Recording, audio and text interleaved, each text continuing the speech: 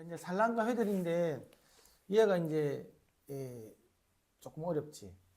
근데 뭐 우리는 어쨌든 뭐 수학은 이미 초월한 사람들이기 때문에 그냥 이건 다른 게 없어. 그러니까 내가 음원이 만들어서 프로파게이션을 박살나고 있는데 임피던스가 뭐가 브런스가 뭔가가 생겨. 그러면 얘 때문에 생기는 모든 게 다 산란이야. 얘 때문에 원인은 얘 때문이야.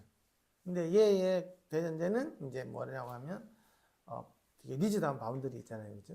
그러니까 이게 또 움직인다. 그러면 이제 KH 인테그럴을 가지고 이게 대한 경계 조건이 움직이는 형을 내 가지고 풀면 돼. 근데 어쨌든 이게 아까 얘기했지만 산란을 해석하는 게 쉽지가 않아. 우리 아까 무한벽일 때도 우리 똥을 샀잖아요, 그렇죠? 그쵸? 지금 이게 이렇게 모양 같죠? 풀려가면 되겠어? 되게 어렵지만 어쨌든 뭐 이런 게 있고 그래서 교환 하나 풀어준 게 공일 때였지. 공이 되면 무슨 함수가 또 튀어나온다 그랬지? 뱃살 함수. 뱃살 함수가 또 튀어나. 이 공이나 원통 나 무조건 뱃살 함수 튀어나. 그럼 뱃살 함수로 가지고 나중에 풀릴 거야. 자, 읽어봅시다. 마지막 절입니다. 네. 그림 4.4.1은 대표적인 회절과 산란 현상을 보여주고 있다. 이 그림을 통하여 명확하게 이해할 수 있는 사실은 파장이 길면 길수록 벽면에 입사된 음파가 벽면 뒤에 음장에 주는 영향이 커진다는 사실이다. 파장이 길면, 그쵸? 파장이 길면, 벽면 뒤에 영향을 준다. 그러니까 이게 이제 극단적으로 본다고 하면 실제로는 이 방해물, 임피던스 불온성인 면에 비해서 얘가 파장이 더 길다. 그러면 이렇게 다 넘어간다는 얘기지. 이 방해물이 아무 역할을 못 하는 거야. 그렇죠? 내가 보폭이 이렇게 큰 아저씨가 있는데 요만한 돌이 있다고 그래서 못 넘어가요? 뭐하냐? 그러면 술 넘어가잖아. 이제 크게 똑같은 얘기지. 일상생활에서 매우 자주 경험하게 되는 회절 현상 중에 하나는 소리를 발생시키는 물체는 보이지 않아도 소리가 들리는 현상이다. 이런 게 회절이라고 그랬죠. 그렇죠? 보이지는 않는데 소리가 들리는 거. 이걸 회절 현상이라고 했어요. 그렇죠? 음파가 울타리를 만나면 울타리의 존재, 즉 급격한 임피던스 변화로 인하여 울타리 아랫부분에서는 주로 반사, 리플렉션이, 울타리의 윗부분에서는 소위 산란, 스캐터링 현상이 발생한다. 따라서 울타리를 중심으로 하여 입사파가 들어온 공간에는 반사파와 입사파가, 그리고 다른 공간은 주로 산란 현상에 의한 영향이 지배적이다. 자, 이제 이게 뭐냐고 하면 여기 방해물이 하나 있는 거예요. 그렇죠? 방해물이 있는데 이 보면 음파가 울타리를 만나는 이게 이제 이 벽이 있는 거잖아요. 그렇죠? 근데 우리 옛날에 무한벽만 배웠잖아. 근데 이제 무한벽이 아니라 뭐가 요한한 거야. 울타리가 무한은 있을 수 없잖아. 그렇죠? 울타리가 뭐 이렇게 돼 있는 이런 식으로. 이 울타리가 이렇게 돼 있는 이런 식으로. 이쪽에서 뭐 차가 막 지나가고 있어 이렇게. 차. 그리려고 그랬는데 너무 어려울 것 같아서 차가 지나가고 있으면 여기저기 있는 이 사람이 있으면 이게 어떻게 느껴지냐는 거야. 그렇죠? 이 보면 울타리 아랫부분에서는 반사가 있는데 이 부분에서 이거 보면 이렇게 튀어나오는 게 이런 식으로 그렇죠? 반사가 생기는 데 반해서 윗부분에서는 있잖아요. 여기 위로 가면 뭐가 생기냐면 이쪽에서 이제 스캐터링이 생긴다. 스캐터링은 막 이렇게 내가 이 반대편에서 있잖아요. 이거 방음벽에서 반대편 것들은 여기 스캐터링 여기 면이 있잖아요. 여기서가 소리가 다 나게 돼요. 실제로 들어보면 차가 지나가면 차가 끝에서 윙 가는 것도 느껴져. 모든 소리가 여기서 다 난다고. 그렇죠? 그래서 울타리의 윗부분에서는 소위 스캐터링이 발생한다 되어 있잖아요. 여기서 스캐터링이 여기 소위 2차 음원이 여기 있는 거야. 차가 여기 있는 거는 이제 차가 이렇게 슉 지나가고 있잖아요. 차가 일로 지나가는 거야. 진짜 그렇게 느껴지는 거예요. 그래서 울타리를 중심으로 해 입사파가 들어오는 공간 여기 같은 경우에는 이 입사파하고 반사파가 있고 그리고 다른 공간 이쪽 공간 같은 경우에는 산란 현상에서 영향이지만 이게 산란파가 넘어온다는 거예요. 그러면 일종의 여기가 음원이 있는 것처럼 느끼잖아요, 그렇죠? 이제 그걸 이제 그럼 실제적 수학적으로 풀어도 여기가 음원이 있는 것처럼 나와. 이제 그걸 이야기할 거예요. 그래서. 이러한 현상은 일반적으로 회절, 디프렉션 현상이라고 하면 때로는 산란에 의한 회절만을 특별히 국한시켜서 회절 현상이라고 한다. 여기서부터 읽어요. 여기서 산란이라 함은 음파가 어떤 임피던스의 급격한 변화에 의하여 공간상으로 흩어지는 현상을 통칭하는 용어로서 사용된다. 그러니까 산란은 기본적으로 다 퍼지는 있는 영향을 가진 거고 회전은 그냥 하나의 음선이 이렇게 굽어져서 나가는 거 있잖아요. 이제. 그러니까 이 직선으로 안 가는 모든 현상을 회전이라고 그러는 거죠. 근데 산란이라고 하면 어떤 이제 물체를 맞는데 그 물체에 의해서 한계가 여러 개로 퍼지는 거예요. 근데 어떤 특정한 방향은 크게 영향을 가고 어떤 특정한 방향은 작게 가고 있는 것들이. 그러니까 1대1 반응이 아닌 거, 1대 다 반응인 거지. 기본적으로 산란. 그렇죠? 이 산포한다는 건 퍼진다는 얘기잖아요. 그렇죠? 이런 식으로. 그래서 실제로 이 컴퓨터 시뮬레이션을 해가지고 우리가 산란을 모사할 수가 없어. 왜 그렇겠어요? 분명히 내가 뽕 해주면 어떤 특정한 주파수가 그거하고 아까 이야기했지만 산란 현상이 생기면 이 산란체의 크기하고 내가 그 파장의 크기 비슷하면 산란이 생긴다고 그랬잖아. 근데 컴퓨터는 그걸 계산할 수가 없는 게 산란이라는 게 일종의 무한계가 생기는 거거든. 그러면 한 개 들어가면 무한계가 생겨서 그 무한계가 날아가 또 그 다음에 또 무한계가 생기면 컴퓨터 바로 뻗어버리겠지. 1초도 안 돼서 컴퓨터 뻗어버린다고. 그래서 그렇게 계산할 수가 없어. 그래서 그냥 제일 간단한 거는 거울 반사시 한 개 들으면 한 개만 나온다. 이거만 가지고 계산할 수밖에 없어. 그러면 이제 야씨 그건 너무하잖아. 이 산란을 왜 하나도 모사 안 돼요. 그럼 너무 많이 틀린 거야. 그러면 하기 위해서 그냥 야 몇 개 정도만 한 개 가면 한 서너 개 정도만 이렇게 나오도록 하는 그 정도. 막 그 서너 개라도 이게 보통 우리가 보통 레일을 한 번에 레일을 가지고 음향 계산할 때 보통 한 10,000개 정도를 빵 구슬 수를 갖다가 한 번에 여기 또 구슬이 전방에 빵 터트리는 거라고. 구슬이 10,000개가 가지고 한 개가 한 개지만 5개 되고 10,000개가 갑자기 한 개가 이제 5개씩인데 갑자기 그다음 만큼 50,000개가 늘어나는 거잖아. 또 반사되면 이제 이거 뭐 장난이 아니게 커진다고. 우리가 일주일에 340일 날아가는데 여기서 바바바바 생각하면 1초 뒤에 1주에 340일 날아가니까 몇 번을 맞았겠어. 그 한 개 맞을 때마다 이게 5배씩 커지는 건데. 그래서 엄밀하게는 정확히 할 수가 없다. 그래서 이게 도대체 어떻게 해야 되냐. 거울 반사로 하기에는 이거는 한계가 한 개 나오는 것밖에 안 되니까 너무 안 맞는 것 같고 휘들파가 생기는 건 저걸 모사를 못하는 거. 그래서 그걸 어떻게 해야 되지? 그래서 이걸 갖다가 뭐 콘처럼 커져 나가는 걸 이렇게 이런 나가는 걸 모사라. 콘 트레이싱도 있고 뭐 피라미드처럼 퍼져 나가는 걸 해가지고 피라미드 트레이싱 방법도 있고 여러 가지 방법론이 있어요. 근데 사실 뭘 하더라도 컴퓨터는 현실계하고 맞출 수가 없어. 그리고 이렇게 원형으로 되어 있는 이런 거 있잖아요. 그거는 반사를 정확히 맞출 수가 없어. 그래서 이게 다각형을 쪼개야 돼. 원을 얼마만큼 다각형에 맞게끔 많이 쪼개주냐에 따라서 해석도 달라지기 때문에. 왜냐 그러면 이 원은 표현할 수가 없어. 다면체를 표현해. 폴리곤들을 표현하는 거지. 그러니까 다른 말로 하면 그렇지. 이제 그런 것들이 있어. 잘 생각해 보면 다 그런 문제예요 이게. 그러면 어떻게 하면 좀 더 비슷하게 갈까? 뭐 이제 그 정도 보는 거지. 그래서 에이 뭐 해봤자 처음에 몇 개 정도만 그냥 거울 반사해가지고 레이 트레이싱을 해가지고 그럼 또 레이를 몇 개를 해야 되지? 한 100개 정도 쏘면 되는 거 아니야? 아니 10,000개는 쌓아야지. 그래서 레이 수를 정해 맨 처음에 1,000개를 할 건지 10,000개를 할 건지 그거에 따라 또 다르겠지. 급시 10,000개, 그 10,000개도 그게 얼마나 많아.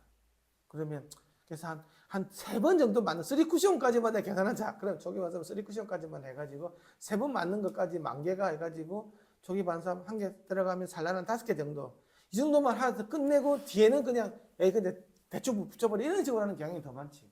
그래서 조기 반사음만 이렇게 거울로 해가지고 약간 이렇게 산란 현상 약간 넣어주고 뒤에는 그냥 다으다으다으 하는 이렇게 일반적인 잔향이 넣어가지고 구현해버리는 거지. 초기 반사하고 후보 잔향을 완전히 구분시키는 거지. 이런 방법도. 뭘 해도 방법이 없어. 여성이 너무 많기 때문에. 본인들이 한번 다 생각해봐. 어떻게 하면 될지. 네가 생각했던 거 애들 사람 다 생각했을 것이다. 이게 쉽지가 않다고. 부록 4.4는부터. 부록 4.4는 이러한 회절 현상이 파장과 주파수 그리고 관측점의 위치, 산란체와의 거리 등에 어떠한 영향을 받는지 수학적 접근 방법을 통하여 잘 보여주고 있다. 서론에서도 언급하였듯이 방사, 회절, 산란 현상을 통합적으로 이해 가능한 것은 자연스럽다. 또한 굴절 현상으로 불리는 전파 현상을 통합적인 개념으로 보면 입사파가 공간상에서 매질의 임피던스 부정합을 경합하게 되었을 때 나타나는 현상이라 할 수 있다.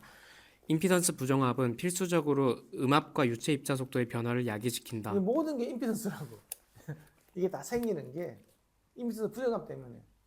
내가 잘 가고 있는데 뭔가 나랑 임대서가 다른 뭔가를 만났어.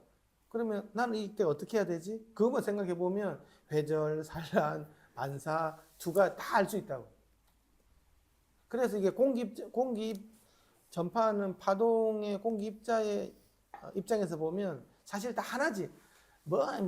다 필요 없어. 그냥 하나인데 그게 내가 다시 튕겨 나오고 줘야 되고 이런 것들 다 실수니 허수니 뭐 리액티브 타임 이런 거 이야기하는 건 실제로 물리적 현상은 하나라고. 그래서 내가 늘 이야기하지만 그 공기 입자의 입장에서 내가 뭔가 벽을 만들어서 내가 어떻게 거동해야 될지 한번 생각해 보면 돼. 근데 그거를 수학적으로 표현해 주는 것밖에 없어. 근데 그 수학적인 표현이 진짜 그거랑 100% 인치하는 나는 그러지는 않다고 봐. 하지만 그게 제일 가깝게 묘사해 주는 것뿐이야.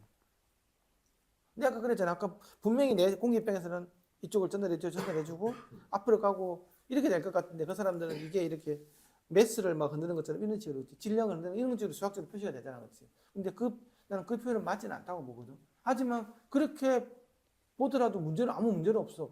문제를 푸는 데는. 하지만 본질적으로 과연 그거냐? 내가 앞으로 전파가 될 때 자우를 일단 메꿔줘야 되기 때문에 이렇게 가는 요 현상을 그냥 에너지가 거기서 빙빙빙 돈다고 이렇게 볼 수도 있고, 그렇지? 어떻게 본다고 하면 그 어떤 이렇게 전파되는 게 아니고 요렇게 전파돼서 가는 거 이런 식으로 표현할 수 있는 것처럼 뭐 생각은 되겠지. 수학적으로 표현할 수 있겠지만 그 본질적으로는 그게 아닌 거예요. 따라서 이러한 모든 문제는 공간상에 분포하고 있는 음압과 입자 속도에 의한 전파 문제, 프로파게이션 프로블럼으로 생각할 수 있다. 방사현상, 레디에이션 페노메나에서 레일리 적분 방정식을 이용하여 관찰한 무한배풀에 있는 피스톤이 어떤 최적 속도로 진동할 때 형성되는 음장의 주파수별 특성은 그대로 회절 현상을 이해하는 기본 현상으로 이용될 수 있다. 산란 현상을 좀 더 구체적으로 이해하기 위하여 가장 단순한 경우인 평면파가 어떤 물체에 도달한 후 물체의 존재에 의하여 산란되는 현상을 살펴보자. 그림 4.4.2 입사파의 크기를 pi, 산란파의 크기를 psc라 하면 입사파와 산란파에 의하여 형성되는 전체 음장의 크기 pt는 다음과 같이 표현할 수 있다. 여기 보면 처음에 이 그림이 4.4.2잖아요, 그렇죠? 보면 있는데 입력 파형이 들어오죠, 그렇죠? 그렇죠? 들어오는데 b의 뭐 exponential 마이너스 jk r 이렇게 표현되어 있잖아요, 그렇죠? 이렇게 들어오고 있는데 어떤 산란체에 있는데 이 a라는 게 특성 크기예요. 특성 크기라는 말은 원 같으면 반지름을 나타내면 뭐 이때고 이런 게 어떤 크기를 나타낼 수 있는 게 있지만 이 감자봉이다 그러면 얘가 도대체 어떤 크기라고 이해할 수가 없는 거잖아. 그래서 이게 보통 보면 보통 이렇게 이렇게 얘를 대표적으로 나타낼 수 있는 어떤 그 하나의 싱글 넘버를 나타낸다고. 그렇게 해서 여기 그냥 A라고 보자를 하는 거예요, 그죠? 우리 반지름을 나타내시 특성 크기를 A라고 보는 건데 이거는 뭐로 보냐고 하면 임의의 물체잖아요, 그렇죠? 이거는 입사파가 있고 그 다음에 스캐터링 파형이 있는 거예요. 이 스캐터링에 의해서 지가 만들어주는 파형이 있을 거잖아요, 그렇죠? 이걸 갖다가 PSC로 본다고. 그 스캐터의 음압을 보는 거라고. 그리고 이게 표면적을 S0라고 보는 거. 근데 이렇게 우리는 좀 쉬운 것부터 하면 좋잖아. 그래서 이제 공으로 해서 보자, 공으로. 이게 이제 구에서 본다고 하면 입사파가 있고 이제 이렇게 아까 공이 이렇게 운동하는 게 있잖아요. 이것처럼 이런 거 있잖아요. 그렇죠? 숨 쉬는 공처럼 이런 식으로 해가지고 스캐터링 방향이 만들어질 거라고. 그렇게 해서 실제로 이렇게 음이 이렇게 들어오면 여기는 음이 전달되면 원래 안 되잖아요. 여기는 그렇죠. 원래는. 그렇죠. 요렇게 돼가지고 여기는 음이 전달되면 원래 안 되는 구역이잖아. 근데 음이 전달되잖아. 실제로 우리 공기 있으면 음이 전달 안 되던가요? 오잖아. 왜 오냐는 거예요, 그게. 그 이야기 하는 거예요, 지금. 근데 이걸 기가 막히게 이런 생각을 해볼 수가 있어. 이게 여기 오는 걸 갖다가 하기 위해서 이 사람이 이 수학적으로 표현한 거는 이 구체가 있잖아요. 구체가 이렇게 숨 쉬는 공처럼 움직인다고 보면 여기도 당연히 오겠지, 이런 식으로. 그렇죠? 또 이게 들어오면 일리 날아가는 파형도 생기거든. 그렇죠? 일리 날아가는 파형도 생기고 일리 날아가는 파형 다 생긴다고. 왜냐하면 스캐터링이 될 거니까. 스캐터링 되면 온 방향으로 날아가는 게 다 생긴다는 얘기잖아, 그렇지? 그게 왜 그렇게 되겠어? 이 공 자체가 이렇게 브리딩 스피어로 작용을 하기 때문에 그렇다는 거지. 그렇게 생각을 하는 거지, 지금. 그래서 이게 산란얘가 뭔가 한 개가 들어왔는데 한 개가 들어서 한 개가 나가야지. 그런 거 아니야. 그렇게 생각할 수 있는데 그게 이게 한 개가 왔는데도 여러 개들이 이렇게 많이 나갈 수 있는 거, 뒤로 넘어가고 있는 나갈 수 있는 것들을 다 잘 생각해 보면 이 딱 맞고 나면 얘가 임피던스 조건을 만족시키기 위해서 얘가 지가 떠는 거라. 떤다고 생각해 보면 일로 관계인 것들이 다 만들어진다고 볼 수 있는 거잖아요, 그렇죠? 이게 바로 지금 여기 설명하고자 하는 거지. 이게 P 스캐터러라는 얘기. PSC, P 스캐터러, 스캐터링 이게 프레셔가 되겠지. 알겠어요? 네. 그래서 4.42m 읽어봐요. 산란현상. 산란 현상 PIPSC는 각각 입사파, 산란파의 크기 S0와 벡터 n은 산란체의 표면과 법선 벡터를 A는 산란체의 특성 길이, 즉 산란체의 부피를 갖는 등가구 이퀴발런트 스피어의 반지름을 표시한다. 그래서 PT는 토탈 파워는 PI 플러스 PSC라 돼 있죠, 그렇죠? 그러니까 PI는 들어온 거고 PSC가 이제 스캐트러에서 만들어진 음압이 되는 거라고. 읽어보세요. 이 전체 음압은 산란체의 경계에서 경계 조건 식 2를 만족해야 한다. 식2는 PT의 그레디언트에다가 그 노멀 방향의 법수 벡터는 0이라는 말은 이게 뭐 이런 게 있으면 얘가 아까 강체라 그랬죠. 얘는 안 움직인다 그랬잖아요. 그렇죠? 이게 대한 수직으로 움직이는 속도 성분이 빵이라는 얘기지. 그렇지? 그러니까 이건 강체라는 얘기예요. 강체. 여기서 벡터 n은 산란체 경계면의 단위 법선 벡터이고 산란체는 강체로 가정하였다. 강체로 하기 때문에 속도가 빵이겠죠. 그렇죠? 그래서 아까 이번 식이 나온 거예요. PI가 파수 벡터 K를 가진다고 하면 위치 벡터 R로부터 입사파는 식 3과 같이 쓸 수 있다. 여기서 B는 입사파의 복소 크기이다. 식 1과 2, 3을 이용하면 입사파와 산란파가 어떻게 산란체와 관계가 있는지 알 수 있고 이것을 정리하면 다음의 관계식을 얻을 수 있다. 식 4. 선형 오일러 방정식을 생각해보면 식 4는 산란체에 의한 운동, 식 4의 왼쪽 항목은 관성력과 산란체에 접촉하고 있는 유체 입자가 서로 연속 조건을 만족할 수 있도록 움직여야 함을 의미한다. 선형 오일러 방정식을 이용하여 식 4를 속도에 관한 형태로 변형하여 보면 식 5와 같이 표현할 수 있다. 여기서 산란파의 유체 입자 속도는 식 6과 같이 가정하였다. 가장 단순한 경우에 대한 이해가 보다 일반적인 경우에 대한 이해의 근본이 된다는 생각을 기반으로 하여 산란체의 가장 기본적인 형태의 구의 경우에 대하여 위에서 얻어진 결과를 적용하여 보자. 이제 구로 바꿔보는 거예요. 간단한 것부터. 다시 말하면 구 이외에는 못 푼다는 얘기야. 풀 수가 없어. 컴퓨터로 풀어야 돼. 식 4를 그림 4.4.2b에서 사용된 좌표축을 이용하여 다시 쓰면 식 7이 되고 여기서 세타는 파수 벡터 K와 법선 벡터 N 사이의 각도이다. 식 5와 7로부터 산란체 표면에서의 법선 방향 속도 USC 벡터 N을 구하면 여기 보면 아까 그림에서 아까 이 보면 있잖아요, 그렇죠? 이 보면 이 각도가 있잖아요, 그렇죠? 이 각도, 요 AB에서부터 이 얼마만큼 각도지, 그렇죠? 이거 세타가 180도라는 말은 AF라는 얘기잖아요, 그렇죠? 그렇죠? 근데 이제 코사인 세타를 넣어주면 되게 좋은 게 얘는 이쪽으로 보고 할 때 같은 경우는 AB 같은 경우는 이렇게 법선 메타라면 이렇게 나오는 거잖아. 그럼 얘는 0도 방향인 거잖아. 얘 같은 경우는 어떻게 돼? 얘는 이제 이게 강체니까 이렇게 뜰 거잖아, 그렇죠? 이런 식으로. 얘는 이 방향으로 속도를 운동할 거잖아. 굳이 그 브리징 스피드 이렇게 할 거잖아. 얘는 여기로 가고 얘는 일로 가는 거잖아. 그럼 서로 반대 방향이죠. 근데 코사인 180도는 얼마예요? 마이너스 1이잖아. 그러니까 서로 반대로 이렇게 쳐서 코사인 세타라면 딱 맞다고 이렇게 브리징 스피드가 딱 된다고. 그렇지? 이쪽에서는 당연히 이제 뭐 0도가 나오겠지, 그렇지? 그러니까 요 방향으로 주로 이제 그 방사를 하는 이런 어떤 강체 진동을 볼 수 있겠지. 그래서 여기 보면 코사인 세타가 여기 보면 이제 이 코사인 세타라는 개념이 들어가는 그거라. 읽어보세요. 네.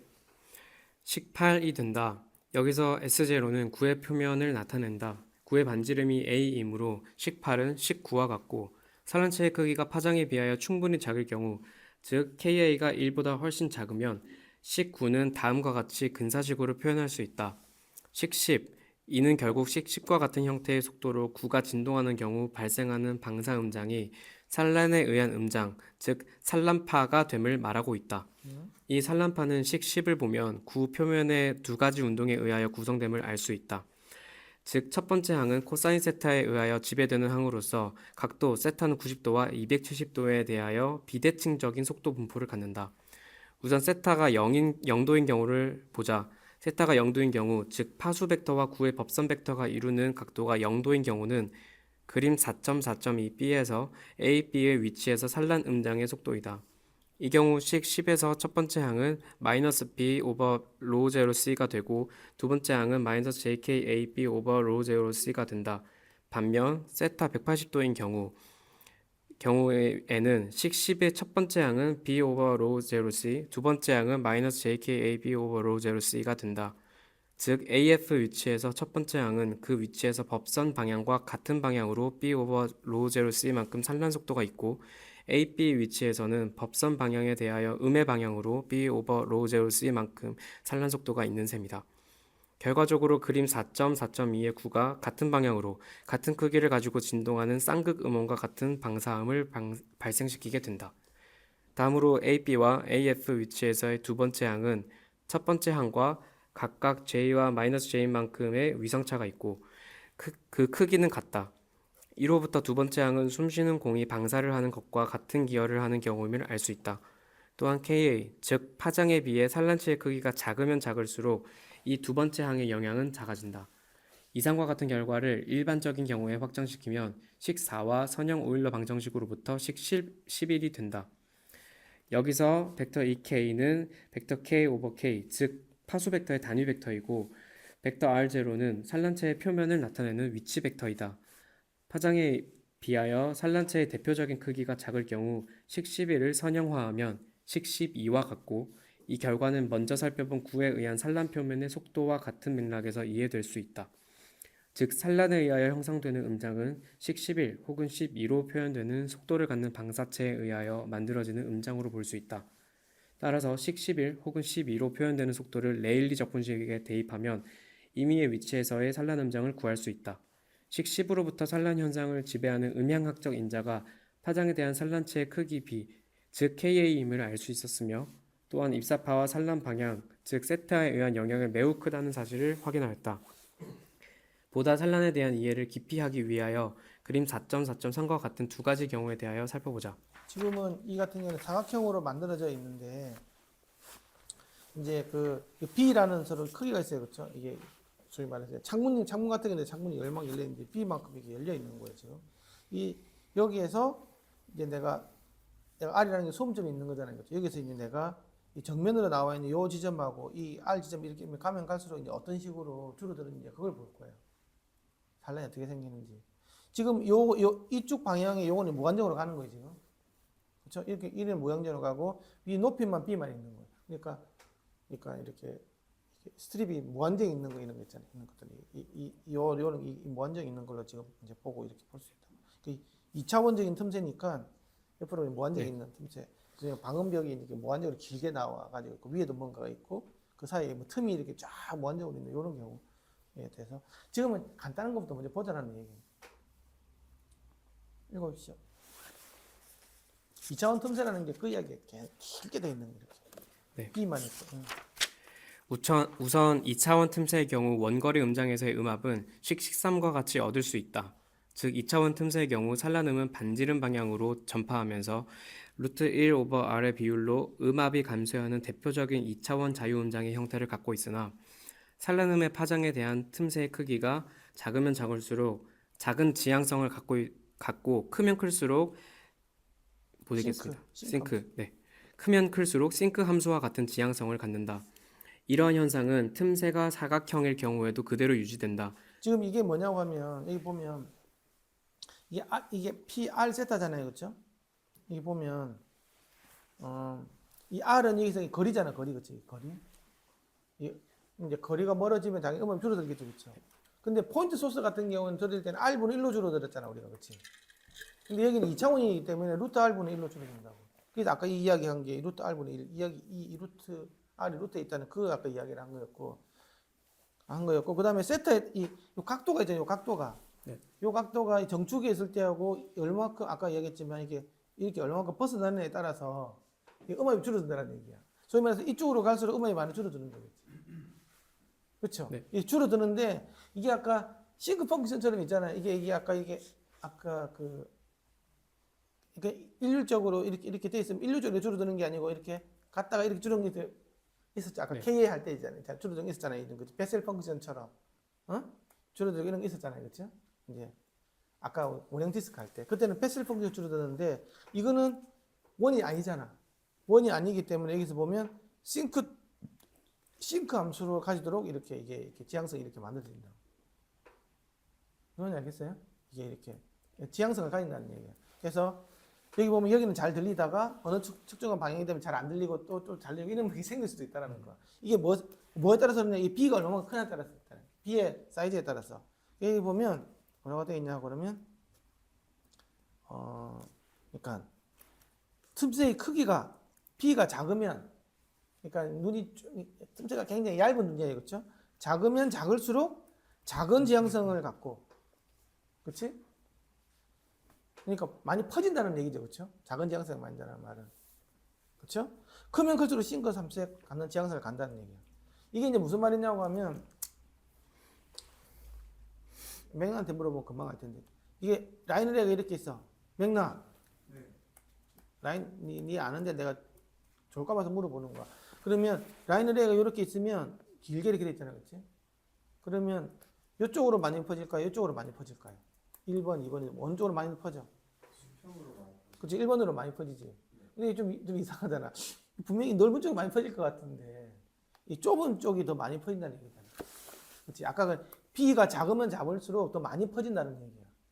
그게 이야기야. B가 작으면 작을수록 더 작은 지향성을 간다는 말은 더 많이 퍼진다는 얘기잖아. 지향성이 작아진다는 말은 많이 퍼진다는 얘기가 같은 거니까. 그 이야기야. 그러면 이 높은 쪽 2번 방향 있잖아. 라인은 2번 방향은 어떻게 되냐? 2번 방향은 지향성이 싱크 펑크션으로 나온다는 얘기예요. 싱크 펑크션으로. 그 말은 무슨 말이냐 그러면 이렇게 이쪽에서는 이 높은 쪽으로 보는 거예요. 높은 쪽으로 가다 보면 쑥 꺼졌다가 이렇게 생기고 이런 게 생긴다는 얘기죠. 여기서도 이렇게 갔다가 이런 일이 생긴다는 얘기죠. 그러니까 다른 말로 위아래로 잘 안 나가는데 소리가 잘 안 나가는데 일률적으로 이렇게 안 나가는 게 아니고 어느 방향은 확 안 나왔다가 주파수가 다 다르겠지 이 값이 이런 식으로 나온다는 거예요. 이게 지금 이걸 이야기하는 거예요. 지향성을 한다는 얘기가. 그게 이 수식에서 나오는 거 이게 지향성을 나타내는 팩터니까. 무슨 말인지 알겠어요?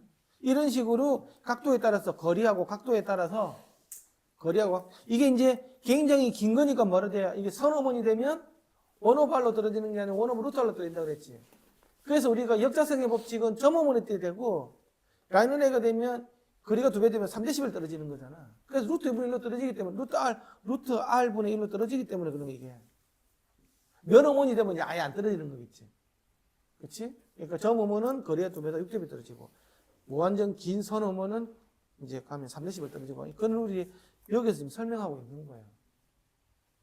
그러면 이게 이제 아까처럼 이렇게 인계에서 무한적으로 이렇게 있고 무한적으로 긴 이런 거 말고 이게 뭐 어느 한 유한한 요런 어떤 창문에 이쪽하고 이쪽 면적을 갖고 있는 이런 슬릿이 마련했다고 보면 있잖아요. 그럼 어떻게 되냐? 그게 이제 다를 거라고. 그게 어디 있지? 틈새가 사각형일 경우에도 그대로 유지된다. 여기서 읽어볼게요. 읽어보세요. 이러한 현상은 틈새가 사각형일 경우에도 그대로 유지된다. 틈새가 사각형일 경우 그림 4.4.3에서 사용된 좌표계를 이용하여 산란음을 표현하여 보면 식 14와 같고 14라 보면 이제 아까 세타도 있지만 파이도 있죠. 그러니까 이거 보면 위에도 이제 다 양면으로 다 보는 거라고. 옆으로 움직이는 거 위에 거 보니까 이 다 보면 이제 이제 굉장히 이제 약간 복잡하긴 하지만 어쨌든 이제 싱크 펑크션이 양쪽으로 다 생기겠죠. 이쪽 싱크. 그러면 이렇게 입체적인 싱크 이렇게 뭐 대포같이 생기고 이런 것들이 이렇게 막 생긴다고 이게 막 생길 거라고. 식 13과 매우 유사한 산란음의 지향성을 갖고 있음을 확인할 수 있다. 다음으로 회절 현상을 이해하기 위하여 몇 가지 이론회를 얻을 수 있는 간단한 경우를 살펴보기로 하자. 그러니까 14번도 대충 알겠죠. 아까는 지향성이 한쪽에서는 완전히 슉 이렇게 막 그 지향성이었고 위아래 아까 라인레그 위아래 같은 경우는 지향성이 이렇게 노브가 이렇게 생긴다 그랬잖아요. 그렇죠? 근데 이제 이렇게 사각형 모양 이렇게 되면 스피커를 이렇게 면으로 이렇게 쌓는 거 있잖아요. 이렇게 쌓아 놓으면 3x4로 이렇게 쌓는다. 이렇게 돼버리면 스피커 이렇게 쏘는 경우도 있을 거잖아요. 그렇게 돼버리면 싱크 펑크션이 이쪽으로도 생기고 이쪽으로 다 생긴다고. 이런 생긴다. 그러면 이렇게 뭐 고드름이 이렇게 좀 모양이 좀 약간 남성 그것처럼 생기고 이렇게 돼가지고 이렇게 생긴 이제 이렇게 생긴 게 생긴다. 잠이 확 깨지 이제. 그러니까 무슨 말인지 알겠어요?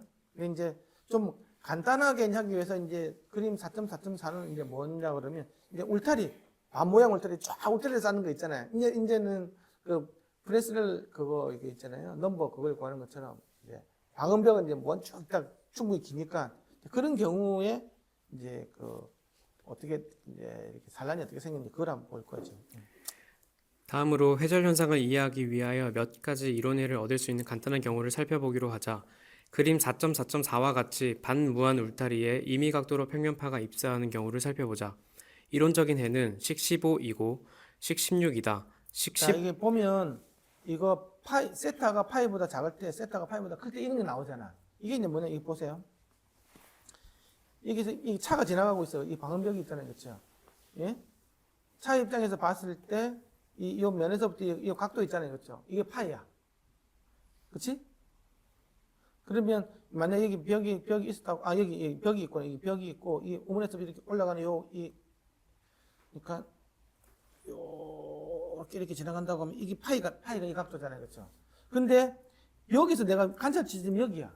그럼 얘는 세타잖아. 네. 이 세타는 지금 파이보다 작죠. 소위 말해서 여기 내가 지금 관찰 지점 여기 있는 얘기거든. 그럼 여기서는 안 보이겠죠. 여기서 보면 차의 입장에서 보면 이게 안 보이는 거잖아. 네. 여기 있는 게 안 보이는 거잖아. 그러니까 이 세트가 파이보다 작을 때는 안 보이는데 있는 지점에서 소리가 어떻게 돼? 그걸 보는 거야. 그럼 이제 굴절이 돼서 보면 이제 저기 넘어가 있겠지, 그렇지? 소위 말해서 굴절량을 얼마나 되는지 볼 때 이제 그러니까 파이가 세타보다 작을 때 클 때가 그걸 보는 거라고. 이렇게 보는. 그 세타가 더 크다가 여기 있다 그러면 이거는 그냥 직방이겠죠. 네. 직접이 바로 넘어오는 거니까 아무 상관이 없지. 지금 이게 그걸 보는 거예요. 세타가 파이보다 작을 때 클 때. 그렇죠? 세타가 더 파이보다 무슨 말이야? 어쨌든 그래 이걸 지금 보는 거라고. 세타가 파이보다 크다? 같지 않아야 된다는 이 아니. 아닌가요? 그러니까 이 지점에서 볼 건지 이 지점에서 볼 건지 그걸 지금 물어보는 거거든. 그걸 보는 거예요. 읽어보십시오. 예. 식 15에서 보면 울타리에 의한 회절 음장은 세타가 파이보다 작은 경우 울타리 끝에서 산란되는 음장으로 형성되고 세타가 파이보다 큰 경우에는 이 산란 음장과 직접 음장이 중첩되어 나타난다. 음원이 가시적으로 보이지 않는 영역, 소리 그림자 영역, 어쿠스틱 섀도우 존, 즉 마이너스 90도에서 그러니까 세타가 파이보다 작을 때는 네. 울타리 끝에서 산란되는 음정을 나타내고, 그렇지? 그러니까 여기 숨어 있는 거 이거 있잖아요, 그렇죠? 숨어 있는 거 얘는 요 산란파만 보이겠죠, 그렇죠? 네. 근데 이쪽 같은 경우에는 직접음하고 이 산란면이 두 개가 중첩되는 형태로 보일 거잖아요, 그렇지? 지금 그걸 이야기하는 거예요, 지금. 그리고 세타가 파이보다 클 때 같은 경우는 산란 음정하고 직접 음정이 중첩돼 나타난다 그랬잖아요, 그렇지? 그걸 좀 이야기하는 거라고. 즉 음원이 가시적으로 보이지 않은 영역, 그러니까 소리 그림자 영역, 어쿠스틱 섀도우 존, 즉 마이너스 90도부터 0도 그 사이에는 마치 울타리 끝에 어떤 음원이 위치하여 방사하는 것과 같은 상황이 됨을 알 수 있다. 실제로 사람이 그렇게 느껴. 여기 있으면 아까 이야기했죠, 그렇죠? 방음벽 끝에서 소리가 나는 것처럼 느껴지고 실제로 거기를 공략해주면 넘어오는 소리가 없어지는 거예요. 예, 읽어보시죠. 보다 복잡한 경우에도 기본적으로 울타리 끝부분의 유체 속도가 어떠한 형태와 크기로 진동하는가 하는 것이 회절 음장을 지배할 것임을 알 수 있다. 그러니까 울타리 끝부분에 유체가 어떻게 거동하는지만 알면 우리가 넘어오는 소리 있잖아요. 산란파를 다 제어할 수 있다는 거예요. 그건 거기서밖에 안 생기기 때문에. 그게 바로 내가 저번에 한번 버스토리 이야기 해줬죠. 버스토리. 어디냐, 여기. 방음벽 끝에 보면 이렇게 버스토리 있다고 그랬잖아. 이렇게 생긴 게 있어, 이렇게. 이렇게 넘어오는 건 못 넘어오게끔. 여기만 잡아주면, 원형이 이렇게 돼, 이런 식으로 멀리 가고 있거든요. 여기만 이렇게 잡아주면 소리가 안 넘어온다고. 예. 야, 사실 이런 걸 모르면, 저 방음벽에서 어떻게 잡아줘야 사실 잘 모를 거잖아. 주변에 고속도로 방송이 있는 거예요? 어. 아직 못 봤어가지고. 아니야. 다 있어. 꺾여 있지 않아요, 그냥? 아니야. 그치, 저기 볼록이 다 있어. 내 자세히 봐. 이거 안 해준 거는, 안 해줄 수도 있겠지. 돈이 없어가지고. 그건 지 마음인데, 보통 대부분 돼 있어. 아, 이게 생각보다 효과는 좀 크다고 그러더라고. 제가 보면. 근데 크긴 한데, 이제 문제는 관리를 잘해줘야 돼. 이게 먼지 끼고, 눈 쌓이고, 막, 먼지 쌓이고 그러면 이제 이게 4분의 1 확정관 이론이거든. 그래서, 뭐, 예를 들면, 그치. 어쨌든 이게 특정한 주파수가 막 이런 게 있다 보면, 뭐 이런 게 있다 보면, 뭐 이런 게 있고, 뭐 주파수 분석 이런 게 있었다. 그치. 그럼 분명히 처음에 이걸 잡아야 될 거잖아. 이거 잡고, 그 다음에 요거 잡고, 요거 잡고 이렇게 해야 될 거잖아. 그래서 2분의 4분의 1반 확정자는 요걸 잡아주고, 그 다음에 얘는 이걸 잡아주고, 그 다음에 얘는 요걸 잡아주고, 이렇게 하는 거거든. 근데 이게 먼지가 쌓여가지고, 뭔가가, 전혀 다른 거. 아무 역할 못 하는 거. 차라리 좀 더 길게 만들어주는 게 차라리 나은 거지. 나중에는 긴 장땡이거든. 무조건 높게 해주는 게 장땡이야. 그냥 프레스를 넘어 좀 나오니까. 이게 해주는데, 근데 나는 프레스를 넘어 말고 옛날에 실제로 내가 그 대학원 때, 이걸 이제 이게 버스토리를 만든 사람, 일본 무슨 학자가 있어요. 이 사람이 만들었는데, 이거를 사회에 공헌한다고 특허를 안 낸 거야. 그래서 이거 누구나 다 써라. 그래가지고, 난 속으로 좀 미쳤다, 저거. 좋은 거를 하는. 근데 그 사람은, 이게 결정적인 길이도 중요하지만, 이 똑같은 길이라도 얘가 어떻게 꺾이느냐에 따라서 약간 다르다 그러더라고. 이 전체로 세면 이쪽에 가들지 모르겠지만, 얘가 이 각도가 어느냐에 따라서 다르기 때문에 이것도 굉장히 중요한 팩터라고 나는 그렇게 들은 기억이 있는 것 같거든. 정확하게 모르겠지만. 근데 지금 여기서는 프레스를 넣으면 여기서는 그런 건 없어. 근데 어쨌든 그러면 요만큼 내가 진짜 요만큼 짧은데 버섯돌이를 해준 거하고 이 영양이 어느 정도 그게 같더라고. 그러면 요만큼을 더 세워줄래? 버섯돌이를 만들어줄래? 뭐가 더 싼디? 이제 그렇게 나오는 거겠지. 근데 의외로 지금 내가 지금 가보면 이렇게 요즘에는 소음 그것 때문에 아파트에서 하도 민원이 사실은 이게 내가 아무리 방음벽을 만들어 이렇게 놓지만 아파트가 이렇게 높잖아요. 그렇죠? 아파트가 높잖아. 그럼 이건 사실 요 밑에 사람들만 차가 이렇게 지나가면 요 밑에 사람 여기는 똑같거든. 아무 방음벽이 아무 역할을 못 해. 그래서 싸잖아요. 그래서 이렇게 싼다고. 근데 사실은 이제 이것 전에 우리가 방음벽을 이렇게 만들잖아요. 이런 식으로. 이쪽도 이렇게 만들잖아요. 이런 식으로. 그렇죠? 그걸 만들면 오히려 이 사람은 더 시끄러워. 이 방음벽 때문에. 왜 그런지 알아요? 이 소리가 이 갇히거든. 요 안에서. 그래서 이게 원래는 흡음재로 넣어놔야 돼. 흡음재다가. 그렇죠? 이 보면 그래술 같은 걸 해가지고 구명 뽕뽕에 넣어놓는데 이게 충분히 안 넣어놓고 이게 먼지가 하면 다 막힌다고 이렇게. 그러면 알겠지만 내가 차를 타고 가보면 방음벽 구간을 지나면 훨씬 더 시끄럽거든. 그 말이 소리가 이렇게 더 많이 모인다는 얘기. 그럼 이게 이렇게 가가지고 훨씬 더 시끄러워져. 그래서 이 사람들 조용히 하려고 이 사람들 더 죽을 맛이야 지금 이게. 그럴 거잖아. 내가 이게 차를 타고 가보면 알잖아. 그래서 그냥 에이씨 덮어. 이게 무슨 행위냐고 하면 이 덮으면 고속도로 이게 도로 까는 것보다 몇 배가 비용이 더 많이 드는데 이게 공사비가. 그러면 왜 이게 소리가 이렇게 많이 같이 있냐는 거 여기가 아까 여기서 이렇게 만들어주면 소리가 많이 같이 있는 이유 중에서 하나가 원래는 여기를 전부다가 흡음재로 다 하면 넣는다 그랬잖아요. 그렇죠? 근데 절대 이렇게 안 하지. 그러면 운전하는 사람들이 바깥에 풍경이 안 보인다고 아크릴 창을 다 내놔달라 그런다고 이렇게. 이거는 다 반사제거든. 그러면 이것 때문에 사실 우는 게 사실 더 커. 나는 풍경을 봐야겠어. 그러면 이제 위에 있는 아파트 사람들이 나는 죽을 맛이야. 이렇게 되는 거지. 그러면 방법은 야 바깥에 보이도록 할 테니까 다 싸. 이렇게 되는 거야. 그래서 옛날에도 그러더라고. 세상에서 제일 돈을 많이 벌 수 있는 방법 뭐냐?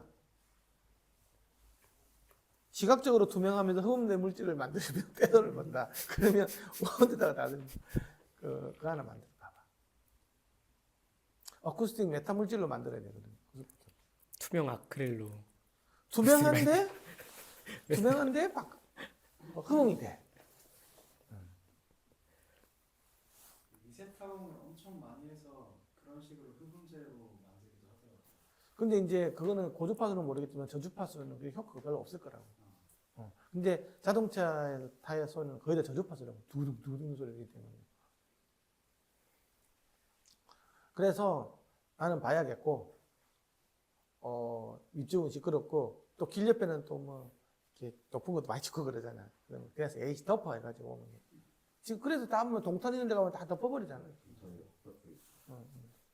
그 진짜 위에 사람 진짜 시끄럽거든. 그게 아까 요렇게 만들면 뭔다 그랬어요. 이게 반사가 아니고 타고 간다 그랬죠. 네. 그렇죠? 응? 인계 각도가 되게 타고 가니까 아주 확실하게 들리는 거지. 그래서 어쨌든 이제 이런 이야기 하니까 좀 덜 졸립지. 맥락 아주 막 빠릿빠릿해서 하루 졸다가 있는 날이 그 역사를 정사를 배울 때는 재미가 없는데 야사를 배우면 재밌잖아. 아 옛날에 막 장빈이가 어쩌고 저쩌고 재밌잖아. 패정대세 문난세하면 애시 졸다 그러면 장로스 이야기 막 이렇게 나오면 재밌고 막 그런 맥락가 딱 그런 것 같은데. 브록 4.6은 지금 어디야 우리가 지금? 맨 밑입니다. 174페이지 맨 아래 부분입니다. 맨 아래. 네, 네. 브록 4.6은 다양한 울타리와 음원에 대한 경우에 회절 음장의 이론해를 구하는 방법과 결과를 정리하고 있다. 이러한 이론적인 접근이 많은 물리적 이해를 도와주는 것은 사실이나 실제로 방음벽 설계를 위하여 필요한 정보보다 너무나 많은 정보를 담고 있는 것 또한 사실이다. 이러한 점에서 그림 4.4.5와 그림 4.4.6은 물리적 현상을 지배하는 인자를 발견하는 데 매우 유용하다. 이제는 굉장히 쉬운 식이야. 이거는 다 풀 수 있어. 계산기 우리 저번에 샀잖아. 계산기를 다 그냥 그 계산기 아니더라도 산수막을 풀 수 있는 거야. 그러니까 좀 쉽게 한번 해보자고 쉽게. 그림 4.4.5와 같은 상황에서 소리가 발생되는 지점과 소리를 청취하는 지점 사이에는 두 가지의 거리 개념이 있을 수 있다. 즉 발생 지점과 청취 지점 사이의 직접적인 거리, 즉 방음벽이 없을 경우 소리가 직접 전달되는 거리와 여기 보면 D가 있죠, D겠죠, 그렇죠? 소음망로 정사의 직접 거리, 직선 거리 D가 하나가 있고, 방음벽의 끝부분을 거쳐 청취 지점까지 전달되는 최단 거리를 생각할 수 있다. A 더하기 B 거리겠죠. 요 거리 더하기 요 거리, 그렇죠? 그렇죠? 생각해 보면 이제 비율로 보는 거라고. D분의 A 더하기 B 요 비율로 보는 건데, 그러니까 소음원이 방음벽 소음원도 그렇고 청취자도 그렇고 방음벽으로 딱 붙어 있는 거야. D가 짧은 경우겠죠, 그렇죠? 그러면 그 차음이 많이 될까 적게 될까? 많이 되겠지. 그렇잖아. 단 방음벽이 100% 방음을 한다는 가정하에서 이야기하는 거야. 방음벽이 부실공사야. 그런 게 씌우면 죽는 거지 이제. 그거 말고 방음벽 공사를 제대로 했다고 치면 D가 짧을수록 어쨌든 유리할 거야, 그렇죠? 그리고 A 더하기 B가 길면 길수록 또 유리하겠죠, 그렇죠? 이제 그래서 그것도 비율식으로 보는 거. 해보세요. 또 다른 기하학적 거리 개념은 발생한 소리의 파장일 것이다. 이 세 가지 기하학적 개념의 크기와 비에 따라 회절 현상이 지배될 것이라 가정할 수 있다. 그러면 이제 파장이 길면 길수록 저주파가 나오면 저주파가 나올수록 이게 차음이 될까 안 될까? 잘 안 되겠지. 저음은 패들이 심하니까. 그렇죠? 그러니까 파장이 길면 길수록 안 되고 D가 짧으면 짧을수록 또 잘 되고 A 더하기 B가 길면 길수록 또 잘 되고 이런 걸 거라고. 그 세 가지의 관계식을 가지고 볼 수 있다는 거예요. 우선 두 개의 거리는 발생하는 파장의 입장에서 관찰될 것임을 자명하다. 즉 파장이 A 플러스 B에 비하여 무한히 크다면 방음벽의 존재는 아무런 의미가 없을 것이고 파장이 길면 그렇죠? 뭐하냐 그러면 넘어갈 거잖아요, 그렇지? 또 무한히 작다면 수음자는 방음벽 끝에 매우 작은 파장을 발생하는 음원이 있는 듯한 느낌을 받을 것이다. 파장이 짧으면 모든 게 어떻게 여기 끝점에서 있잖아요, 엣지에서 있잖아요, 산란파만 느끼겠죠, 그렇죠? 여기서 뭐 이렇게 뭔가가 잉잉 소리만 들릴 거라고 여기서 소리가. A와 B 그리고 D로 구성되는 삼각형에서 이러한 개념을 정리하면 결국 A 플러스 B 마이너스 D라는 거리가 파장에 비하여 혹은 반파장에 비하여 어떠한 값을 갖는가 하는 것이 회절 현상을 제대로 지배할 것을 상상할 수 제대로가 있다. 아니고 대체로거든. 죄송합니다. 예. 회절 현상을 대체로 지배할 것을 상상할 수 있다. 이러한 가정에서 출발하여 방음벽에 의한 투과 손실 TLBR을 데시벨 값으로 표시하면 식 17과 같이 쓸 수 있다. 자, 17시 나왔잖아. 이제 혹시 나중에 시험을 준비하는 사람은 이제 이런 거 잘 알아놔야 되겠지. 그렇죠? 이런 것. 저번에 매스로 막 이런 거 잘 알아놓고 있잖아요. 계산할 수 있는 것들. 어쨌든 이걸 선배들이 풀어놨어. 여기서 NF는 프레스넬 넘버, 프레스넬 수예요. 프레스넬 넘버라 해가지고 그래서 NF는 2분의 란다 반파장분의 A 플러스 B 마이너스 D라고. 이게 반파장에다가 요게 이 집어넣으면 되겠지, 그렇죠? 하이퍼 탄젠트 집어넣고 뭐 집어넣고 해가지고 플러스 마이너스 집어넣으면 되겠지. 계산기로 풀어야 되겠지. 손으로 못 풀겠지. 그렇게 풀면 이제 이게 트랜스미션 로스가 나온다고. 우리가 뭐 질량벽에서 우리가 옛날에 그 질량벽에서 뭐 블록드 프리퀀시가 131을 M으로 나눠줘가지고 옥타브당 6dB씩 계속 이렇게 증가되는 게 있었잖아요, 그렇죠? 그거 계산을 했었잖아요, 그렇지? 그것처럼 이것도 이제 방음벽 얼마 세워주면 이것도 바로 알 수가 있다. 왜냐하면 다 거리되는 것밖에 없잖아, A 플러스 B, 그렇지? NF 구해주면 나머지는 이제 20로그 12거 하면 되는 거. 하이퍼탄젠트 넣어가지고 그 루트에다가 2파이 곱하기 2 곱하기 3.14 곱하기 NF 값 넣어주고 분의 루트에다가 2 곱하기 3.14 곱하기 넣어주면 되는 거잖아. 그렇게 하면 이거 트랜스미션 로스가 딱 나와버린다고. 그래가지고 밑에 이제 보니까 그렇게 해가지고 구해준 트랜스미션 NF 값이 있잖아, 그렇지? NF 값에 따라서 이게 트랜스미션 이게 데시벨 값이 바로 나오죠. 이 보니까 이 위에 그래프를 이렇게 나타낸 거라고. 그래서 프레스넬 넘버가 10이면 얼마 정도 몇 데시벨 정도 떨어져요? 13, 12, 10이면 NF가 10일 때 얼마가 나와? 12데시벨. 23 정도 나오지, 23. 여기잖아. 여기, 11 때네. 예, 죄송합니다. 여기잖아. 그치? 10이면 여기잖아. 그럼 23 정도 나오잖아. 그 프레스넬 넘버가 10 정도 나오면 23데시벨 정도 이렇게 다운시킨다. 20데시벨 이라는 말은 웬만하면 이렇게 뭐 문 있잖아, 문 체크문 닫으면 있잖아, 그렇지? 우리 현관문 닫으면 소리 줄어드는 정도 나오는 거지. 그다음에 그 프레스넬 넘버가 1이다 그러면 한 12데시벨 정도 이렇게 나와. 그렇죠? 이도 이렇게 나온다고. 그러면 내가 요 그래프만 하나 있으면 대충 보면 되겠지, 얼마니, 그치? 나오면 대략적으로 몇 데시벨 정도 줄어들겠지. 그러면 이 위에 이거 시프트식은 몰라도 될 거잖아, 그치? 요 그래프만 가지고 이해하면 될 거잖아, 그치? 이렇게 알 수가 있다. 그러면 이 거리를 어떻게 구합니까? 줄자를 가지고 줄 던져가지고 탄젠트로 구하면 된다. 각도를 보면 여기서 이렇게 봤을 때 이 각도가 얼마인지 여기서 각도가 얼마인지 있잖아, 그렇지? 각도 먼저 보면 이 거리는 잴 수 있잖아, 그렇지? 네. 아니 나머지 알아서 재봐봐. 어쨌든 아니면 줄로 던져가지고 당겨가지고 줄 끊어 해가지고 재 이렇게 하든지 아니면 탄젠트로 해가지고 뭐 재든지 뭐 이렇게 하면 돼. 그러니까 지금 우리가 이제 A하고 B만 그리면 안다 그러면 요 거리는 직선이니까 재보면 되는 거잖아요, 그렇죠? 이거 재보면 되고 그 다음에 요 각도만 알면 이 각도 기회가 이렇게 보니까 보이네 이렇게 되면 이 B가 바로 거리가 나오겠죠, 그렇죠? 이렇게 돼 있는 거잖아요. 이렇게 이게 세타라고 하면 A 뭐 B H라고 하면 그렇죠? 네. H는 탄젠트 B분의 H 아니다. 탄젠트 세타는 그렇지? B분의 H가 될 거잖아, 그렇지? 그 세타를 하면 탄젠트 세타 값이 나올 거잖아, 그렇지? 그러면 B만 알면 H가 나오는 거잖아. 그럼 요 높이가 나오는 거잖아. 아니면 또 A도 알 수도 있는 거고, 그렇지? 그런 식으로 해가지고 알 수가 있겠지. 요 높이도 알 수 있고 얘도 알 수 있고 다 알 수 있겠지. 자, 이렇게 해서 이걸 했어요. 읽으세요, 그다음. 식 18이다. 그림 4.4.6은 식 17을 로그 그래프로 나타낸 것이다. 소음원의 위치를 알고 방음벽에 설치할 수 있는 위치 그리고 소음 제어를 원하는 위치를 알면 A 플러스 B 마이너스 D를 계산할 수 있고 가장 문제가 되는 소음원의 주파수에 해당하는 파장으로부터 NF를 계산할 수 있다. 다음으로 식 17을 이용하거나 그림 4.4.6을 이용하면 어느 정도의 투과 손실을 얻을 수 있는지 쉽게 알 수 있다. 회절 현상과 유사한 현상 중에 매질의 공간상 분포의 불균이랑 특성에 의한 굴절 현상 또한 매우 잘 알려져 있다.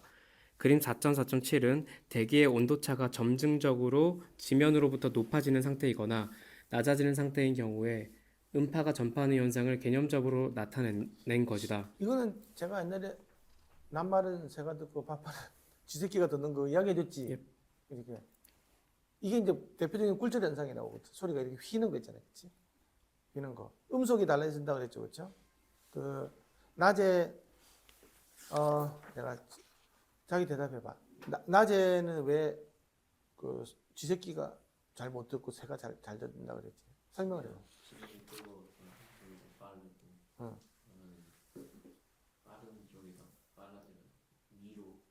위로 휘게 된다. 맞아. 그 비열 때문에 그런 건데, 그렇지? 밤 되면 땅이 더 먼저 식고, 낮에는 땅이 더 빨리 올라가고 뜨거워지고 이런 것 때문에 그런다 그랬지. 그 이야기 하는 거지. 이거 재미있는 사실은 그림 4.4.7에서 A의 경우에 어떤 영역에서는 전혀 음원에 의하여 발생한 소리가 들리지 않을 수 있다는 것이다. 그러니까 문제는 이렇게 되면 음향이 생길 수도 있는 거야. 위로 쑥 떠니까 옆에서는 뭐야 지금 방송하는데. 그래서 내가 옛날에 민망히 쌓이는 게 많잖아. 이런 거 튼다고. 근데 되면 안 들려. 이게 예? 이게 이제 안 들린다고. 그래서 이제 옛날에 이제 처음에 몰랐을 때는 이제 무식한 이제 그 민방위 이제 행정안전부 행안부 공무원이 와가지고 왜 이게 그저 사이렌이 저렇게 시원찮냐. 그러니까 지금 제발 안 됩니다. 지금은 제발 안 되는 거라고 소리가 위로 간다. 말도 안 된다고 니 뭐 그러면 뭐 민방위 훈련은 그러면 뭐 밤에만 하면 되냐 막 이런 식으로. 아니, 이거는 물리적인 현상이다. 아파트 있는 사람은 잘 된다 그러면 지금 이거 그렇다고 이야기하고. 그래서 이제 이거는 우리는 근데 페어하게 테스트를 해야 되는 거 아니냐. 그럼 언제 해야 되는 줄 알아요? 하루 이게 측정할 수 있는 시간 2타임밖에 없어. 해 뜨기 직전, 해 뜨기 직전하고 해 지기 뭐 직전이요. 그러니까 아침에 한 7시, 오후에 한 5시 이때밖에 측정이 안 돼. 그래가지고 그렇게 측정을 했더니 거든요. 그 그때 또 바람도 잘 안 보거든. 이게 이제 해가 뜨고 나면 이제 비열 차이가 나면 그때부터 이제 바람도 불기 시작하거든요.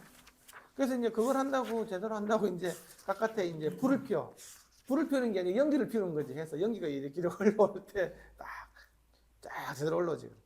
야, 근데 내한테 느낀 거는 개활지를 갔는데도 있잖아요. 개활지를 쫙 갔는데도 그 사이사이에서 있잖아요. 연기가 이렇게 넘어가는 데가 있어. 바람길이 있나 봐, 이렇게. 그래서 참 어렵더라고요. 그래서 이제 공무원한테 그냥 그렇게 하지 말고 무형실에서 잰 다음에 거리도 왜냐면 6dB 빼면 된다. 절대 그렇게 안 한대. 그건 야로가. 그게 과학이사. 네가 여기서 어떻게 잴 거냐. 바람이 어떻게 부는지 그거를. 그래가지고 그거 설득시키는 진짜 10년 넘게 걸린 것 같아.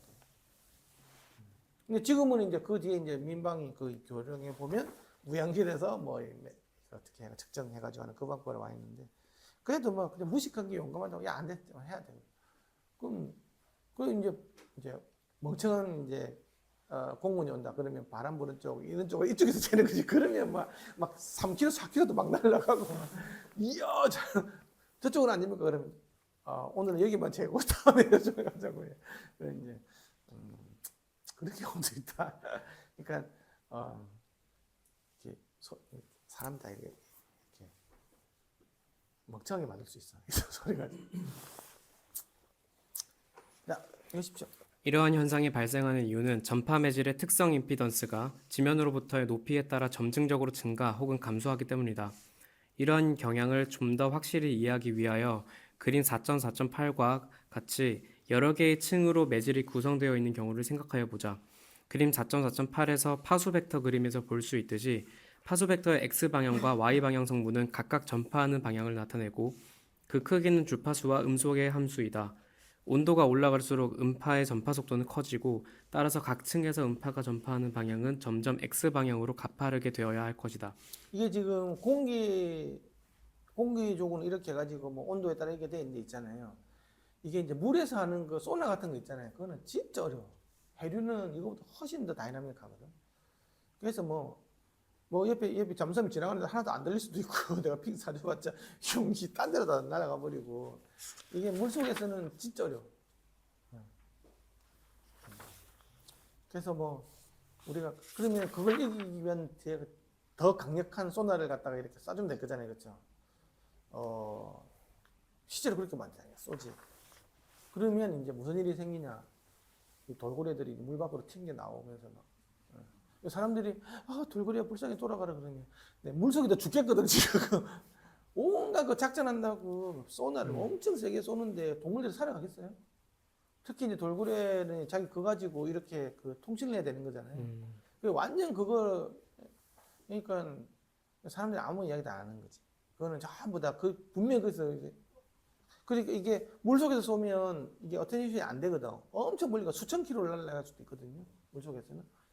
그것도 이제 또 강력하게 쏘고 막 하기 때문에 이제 아니 그 돌고래도 약 먹고 무슨 마약을 먹고 뭐 그렇게 해서 못 살겠으니까 이게 차라리 죽자 해가지고 나오는 건데 그걸 또 물 끼얹으면서 제발 돌아가 그래.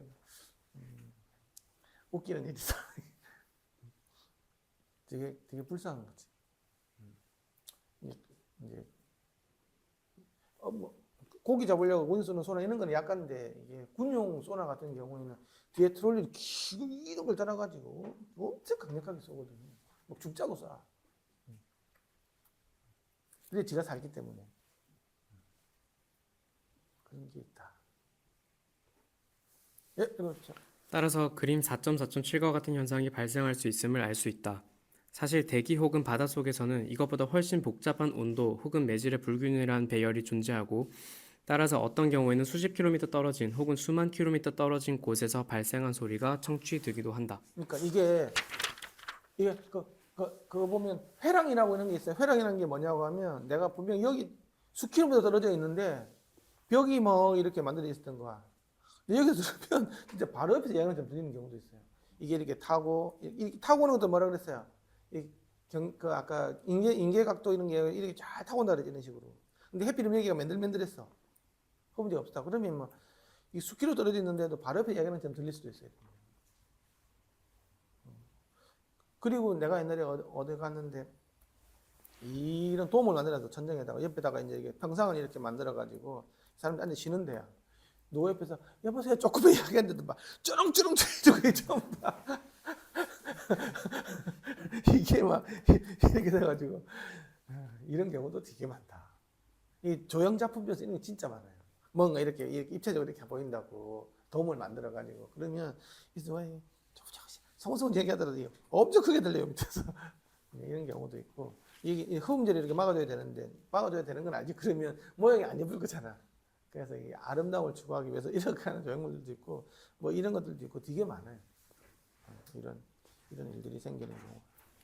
자, 정리하면 구에 의하여 산란되는 음장의 대체적인 형태는 단극 음원과 쌍극 음원에 의하여 방사되는 음장의 중첩과 같고 구체적인 크기는 입사파의 크기에 비례하며 단극 음원에 의한 기여는 산란체의 크기에 비하여 입사파의 파장이 크면 클수록 혹은 KA가 작으면 작을수록 그 기여도가 선형적으로 감소함을 알 수 있다. 일반적인 형상을 갖는 물체에 의한 산란 현상은 부록 4.4에서 볼 수 있듯이 대체적으로 유사한 경향을 갖고 있다. 회절 현상은 산란체의 크기가 파장에 비하여 매우 커서 음파가 공간상을 전파할 때 공간상에 분포된 경계면 혹은 임피던스 분포 상태를 연속적으로 느끼면서 전파하는 경우라 할 수 있다. 즉, 파면의 입장에서 보면 공간상의 임피던스 부정합을 느끼는 시간이 매우 작은, 즉 대표적인 파장의 주기에 비하여 작은 경우를 산란이라 하고 주기에 비하여 큰 경우를 회절이라 할 수 있다. 그래서 이제 우리 건축 음향 같은 경우에는 이게 건축물이 되게 커. 어쨌든 그러면 아까 얘기했잖아. 이 내가 갖고 있는 이 주파수 파장에 비해서 이게 되게 크다고 하면 아까 반사가 되고, 그렇죠? 이게 작다고 하면 그냥 투과가 된다고 그랬잖아요, 그렇죠? 아니면 회절돼서 넘어가고 있잖아요. 이게 뭐그 이야기 들으면 회전에서 넘어간다라는 말은 내가 파장이 이에 비해서 더 긴 거야. 그러니까 회전은 저주파수가 잘 되겠지. 당연히 그렇지. 파장이 기니까. 그렇죠? 이제 그런 게 있는 거고, 비슷할 때 이제 산란 현상이 이제 잘 생기는데, 사실 이 산란 현상은 아까 그냥 이 산란체가 진짜 이렇게 운동하는 것처럼, 브리딩 스피처럼 이렇게 운동하는 것처럼 이렇게 표현할 수가 있다. 뭐. 그런 얘기인데, 어쨌든 이게 산란이라는 현상이, 나도 이거 보면서 회절, 산란, 굴절 이게 다 똑같은 현상 같은데, 부르는 마다 다르고, 나는 이게 어떻게 정의를 잘 모르겠더라고. 굴절도 회절이라고 봐야 되는 거 아니야? 이런 생각 들고. 어쨌든 직선으로 가서 휘어지면 다 회절이라고 이야기를 하면서 굴절은 또 뭐 좀 다른 것처럼 뭐 이야기를 하고. 그래서 이게 그 사용처마다 부르는 용어가 좀 다르고. 나는 반사도 회절 해상 같은데 또 반사는 또 반사라고 이야기하고 투가는 투가라고 이야기하고.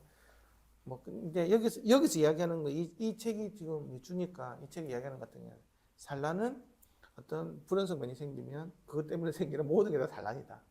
그래서 산란이라고 하면 기본적으로는 한 개가 들어가지면 임사바가 평균바가 하나가 들어가지면 전체적으로 다 이렇게 만들어질 수가 있다. 왜? 얘 자체가 이렇게 막 떨고 있으니까 산란체의 운동이 생기는 거니까. 그래서 한 개가 들어가는데 여러 방향으로 뭐 이렇게 반사바가 형성된다. 그러면 그건 산란이라고 보고, 한 개가 가서 한 개가 꺾이는 거 나타난다. 그러면 그건 이제 회전이라고 보는 거고, 또 뭐 매질이 불연속 쪽으로 이렇게 매질이 이렇게 네 개가 이렇게 깎여가지고 이렇게 넘어가니까 굴절이라고 보는 거고, 뭐가 다른지는 모르겠어요. 어쨌든 그런 식으로 표현한다는 거예요.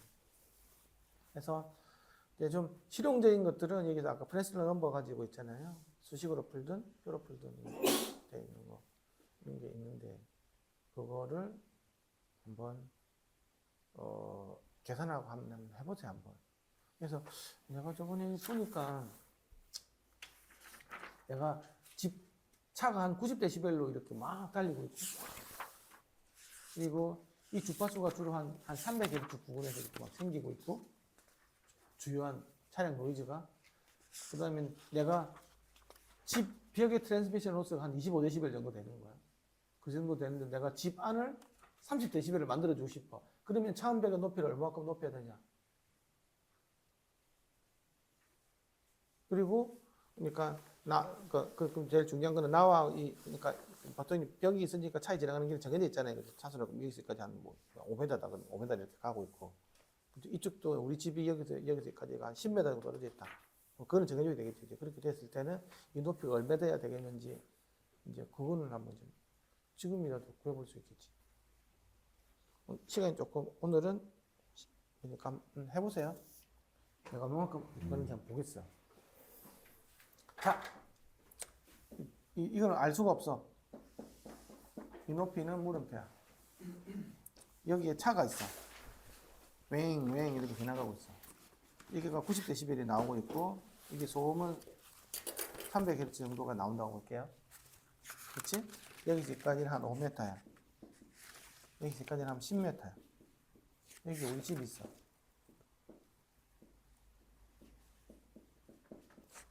집이 있는데, 이 벽이 트랜스미션 로스가 25데시벨이야. 네, 요 안에 타겟 30데시벨 정도를 맞춰주고 싶어. 그렇게 하려면 이게 높이가 몇 메다가 돼야 될까요? 그렇지? 그러면 여기서 여기까지는 15m 나오는 거잖아요. 그렇죠? D가 15m잖아. 그렇지? 그렇지? 그러면 이제 요 높이가 나와야 되겠지. 그렇지? A하고 B. 그렇지? 그렇잖아? 이 300Hz이기 때문에 이제 파장이 나오지. F란다는 시에서 340이라고 보면, 이 300Hz 란다는 340을 이게 300Hz 나눠주면 되는 거잖아. 그러면 1점 얼마 나오겠다. 그치? 1점 얼마 메타가 나오겠지. 그치? 그러면 1.xx 메타가 나온다고. 그러면 아까 이 공식이 프레스널 넘버 이 공식이 뭐라고 했어요? A 더하기 B 빼기 D를 2분의 1 한다라고 그랬지. 2분의 1 한다 그랬지. 2분의 1 한다니까 1점 얼마니까 0.5 뭐 0.5 얼마 x 이렇게 나오겠지. 그치? 그치? 그러면 A하고 B, D는 이미 나오고 A하고 B만 고르면 되는 거잖아. 그치? 그러면 이제 이 높이가 나오겠죠, 그렇죠?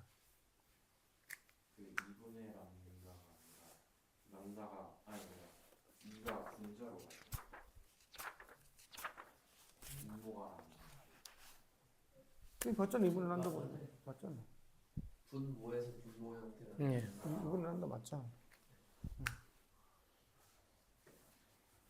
이렇게 해서 잘 모르겠으면 잘 모르겠는 게 아니고 이제 구해야지 이제. 그러니까 이 두 개만 요즘에 이 높이가 나오겠지, 그렇지? 이런 게 이제 소음 진동 기사는 시험 이런 문제 나오는 거예요.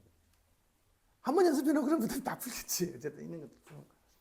지금 풀라는 게 아니고 오늘 배운 질문 다음에 한번 풀어 봐봐요. 질문 궁금한 거 있으면 질문을 하시라.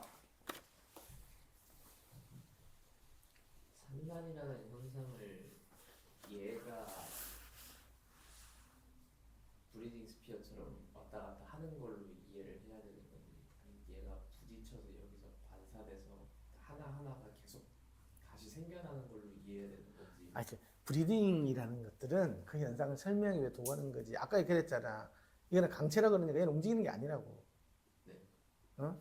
얘가 얘를 막고 뭐 뒤로도 소리가 나고 옆으로 소리 나고 이쪽 소리 나는 그 현상을 근데 얘가 이런 것처럼도 표현할 수 있다라는 거야.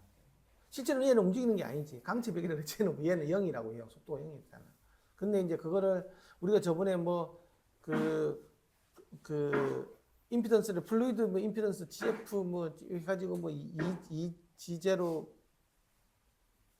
그거 옛날에 그 뭐냐 그거 투과하고 갈 때 이게 그 블록드 프레셔하고 방사 임피던스하고 두 개 이렇게 생각나지 못죠. 이게 양쪽으로 뜨는 것처럼 이렇게 표현할 수도 있다고. 네. 우리가 반사되고 투가 되는 그 현상은 실제로는 얘가 이 투가 되고 하는 것도 얘가 임피던스 미스매치 투가 되는 거지만 얘가 떨어져 이렇게 나온 것처럼도 볼 수 있는 건데 이쪽 그러니까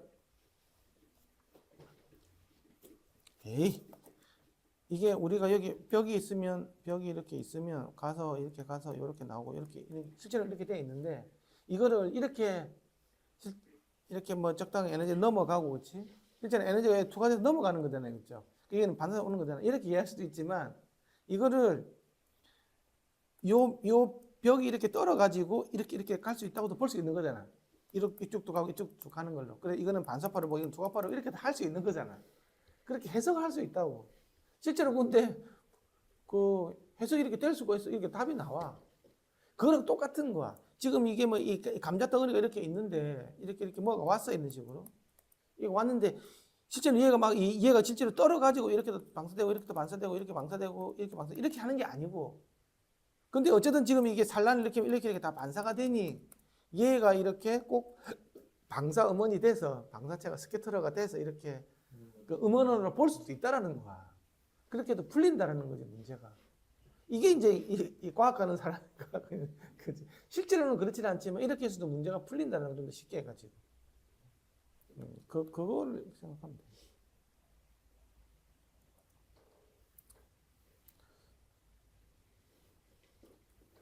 다른 질문 없으면 다음 주 배울 거 조금만 이야기하고 끝낼게요. 다음 주는 우리가 닫힌 공간의 소리에 대해서 배워. 닫힌 공간의 소리. 그러면 이제 실내 음향에 대해서 배운다고. 실내 음향이 두 종류가 있어. 어쿠스티컬리 라지 스페이스가 있고 이 모든 게 파장 대비라는 거예요. 내가 얘기했지만 KR, KA 이거 뭐래서 K에 대해서 보는 거 되었죠. 소위 말해서 파장 대비해서 내가 지금 청취하고 있는 거리가 뭐냐 보는 게 이제 KR이었고 파장 대비 이 스피커의 크기가 얼마 되느냐 그게 KA였잖아. 그게 지향성도 만들고 하는 헬름홀츠 넘버라고 그랬잖아요. 그렇죠? 그런 식으로 모든 거는 다 파장 대비라고. 이것도 닫힌 공간의 소리 이 녀석도 닫힌 소리 이 녀석들도 파장 대비 공간이 얼마나 크냐는 거. 내가 34cm라 그랬지. 그럼 이 공간이 큰 거잖아. 그럼 이건 어쿠스틱 라지 스페이스야. 한 20Hz야. 그럼 17m 되나? 그럼 이거는 거의 다이다이 이건 오히려 더 작죠. 그렇죠? 이제 그런 같은 경우는 어쿠스틱 스몰 스페이스로 들어간다. 그래서 이렇게 큰 공간을 다루는 경우가 있고 나중에는 이 맥주병 있는 거 있어요. 맥주병. 헬로몰츠 헬로몰츠 공명이 나온다고. 그거는 맥주병을 소주병을 후 불면 우 소리 나잖아. 그게 몇 헤르츠인지 아는 사람. 소주병을 불면 몇 헤르츠가 나올까? 300헤르츠. 틀렸어. 놀랍게도 180헤르츠 부근이 나와. 술을 많이 먹으면 나는 일로 가지만 정신이 일로 가는 경우가 있잖아. 180도 차이가 난다. 그래서 180헤르츠가 나온다고 이야기하는 사람이 있어. 굉장히 좀 맞지. 어쨌든 소주를 많이 먹으면 사람이 성격도 180도로 바뀌고 절대 안 잊어먹게 되면 180도 부근이 나와요. 180헤르츠 부근이 나온다고. 그럴 때 180헤르츠면 파장이 얼마예요? 자, 100헤르츠가 파장이 얼마라 그랬지? 3.4m라 그랬지. 200헤르츠는 1.7m일 거잖아. 그러면 이게 소주병이 1.7m 되나? 요만하잖아. 그럼 이거는 어쿠스티컬리 스몰 스페이스라고. 그럼 어쿠스티컬리 라지 스페이스하고 어쿠스티컬리 스몰 스페이스 차이가 뭐냐는 거야. 이거는 하나의 덩어리로 움직이는 거야. 덩어리로. 그럼 요 안에가 하나의 덩어리로 움직이는 거, 여기가 하나의 움직이는 덩어리로 이렇게 잡는 거 덩어리로 볼 수 있는 거. 얘는 질량 덩어리, 얘는 스프링 덩어리로 볼 수 있는 이런 식으로 보는 걸 덩어리로 해가지고 그 럼프트 파라미터라고 그러거든. 그렇게 해서 모든 계산이 가능하다는 거야. 1차원적으로. 그래서 뭐 파이프 뭐 이런 어쨌든 뭐 악기 뭐 공용 이런 것들은 다 이런 어쿠스틱과 스몰 스페이스가 되는데 덕트처럼 긴 거 있잖아. 단면적은 작은데 긴 녀석 있잖아. 파이프가 계속 가는 거. 이거는 이제 이쪽으로서는 어쿠스틱과 스몰 스페이스인데 이쪽으로는 라지 스페이스가 되는 거지. 그런 경우도 있고. 그런 것들에 대해서 이제 다음 시간에 배울 거야. 그러면 이제 악기 이론. 아까 뭐 공명기, 그 다음에 사일런스, 머플러, 뭐 이런 개념 다 배우고, 그 다음에 이제 어쿠스틱 라지 스페이스에서는 이제 우리 이제 건축 음향에 대해서 다 배울 거야. 근데 이거는 그렇게 어렵지가 않아. 생각보다 우리는 이제 어려운 거는 다 지났어. 사장이 제일 어렵고, 이제 이런 식으로 보면 뭐 수학이 몇 개 나오게 하는데 그렇게 중요한 수학식이 아니야. 그냥 결론은 RT60 구하는 거 요것만 알고 있으면 돼.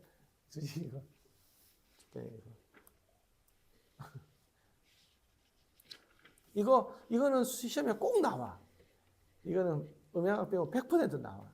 이 면적이 있는데 여기는 허브질을 뭐 여기 허브질을 얼마다. 그럼 자량 시간이 얼마 나오겠습니까? 계산해라 그러면 뭐 한 5분 정도 계산하다 보면 5번 금방 나오지. 이제 이런 거.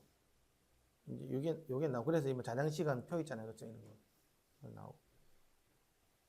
뭐 직접 오면 잔향 음향 나오고 잔향 반경에 대한 이야기가 나오고 요 잔향 반경 이야기 나오거든요. 이것도 이야기 나오고. 그다음에 이제 문장 해석하는 방법. 이제 룸모드 이야기 나오고 룸모드 잡히는 거 있잖아요. 룸모드 이야기 나오고 모달 덴시티 이야기 나오고 이런 거 나오고.